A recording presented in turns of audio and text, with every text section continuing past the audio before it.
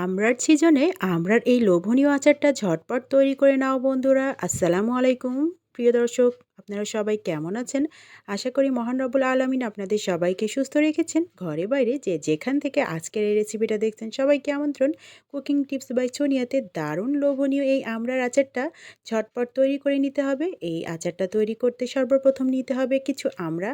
এখানে 1 কেজি আমড়া পাতলা পাতলা করে ছিলে নিয়েছি, খোসাটা হালকা করে ফেলেছি। আর এখানে কিছু মশলা নিয়েছি, 1 টেবিল চামচ পাঁচফোড়ন, 1 টেবিল চামচ আস্ত ধনিয়া, তার সাথে 10টা শুকনা মরিচ আর 1 চিমটি জয়ত্রী। এখানে 2 টেবিল চামচ রসুন ছিলে থেতো করে নিয়েছি আর 1 চা চামচ আদা কুচি নিয়েছি। এখানে 1.5 টেবিল চামচ সরিষা বাটা নিয়ে নিলাম।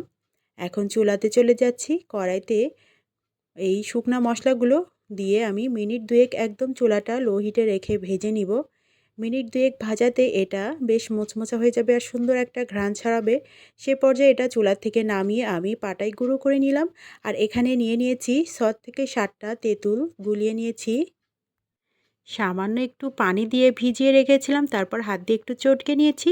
আর এখানে একটু গুঁড়া মশলা নিয়ে নিলাম, 1 চা চামচ ধনিয়ার গুঁড়া, 1 চা চামচ শুকনা মরিচের গুঁড়া, হাফ চা চামচ হলুদের গুঁড়া। আমড়াগুলোকে এভাবে পাতলা পাতলা করে কেটে নিয়েছি। তারপর এখন রান্নার জন্য চুলাতে চলে যাচ্ছি।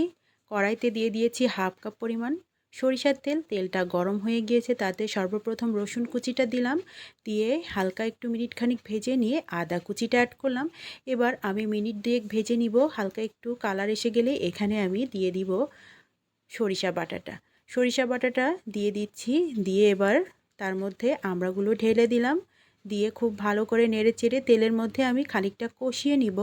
কিছু সময় এভাবে নেড়েচেড়ে একটু কষিয়ে নিচ্ছি। মিনিট 2 কষানোর পর এখানে গুঁড়া মশলাগুলো আমি অ্যাড করছি। হলুদ, মরিচ আর ধনিয়ার গুঁড়া দিয়ে দিলাম। এবার খুব ভালোভাবে আরও খানিকটা সময় কষিয়ে নিব। আর এ পর্যায়ে আমি এখানে অ্যাড করছি ভিনেগার। আমি 2 টেবিল চামচ পরিমাণ ভিনেগার দিয়ে দিচ্ছি। আপনারা চাইলে এটা স্কিপও করতে পারেন, তবে ভিনেগারটা দিলে আচারটা দীর্ঘদিন ভালো থাকে, নষ্ট হওয়ার ভয় থাকে না। আর যে ভাজা মশলাটা গুঁড়ো করে রেখেছিলাম তার অর্ধেকটা দিয়ে দিলাম। আর হাফ চা চামচ পরিমাণ লবণ অ্যাড করলাম। এবার আমি দিয়ে দিচ্ছি 3 থেকে 4 টেবিল চামচ পরিমাণ চিনি।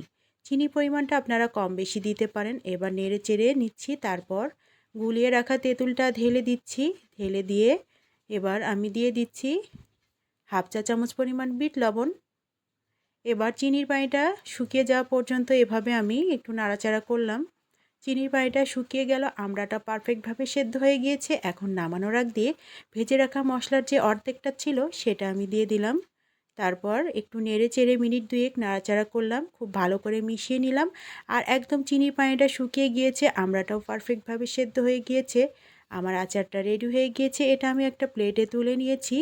এরকম মশলার আমড়ার আচার বন্ধুরা একবার তৈরি করে খেয়ে দেখো, দারুণ টেস্ট হয় কিন্তু। আর এটা দীর্ঘদিন রেখে খাওয়া যায়, নষ্ট হয় না সহজে। আজকের রেসিপিটা বন্ধুদের ভালো লাগলে সবাইকে একটা লাইক দেওয়ার অনুরোধ জানিয়ে শেষ করছি। আল্লাহ হাফেজ।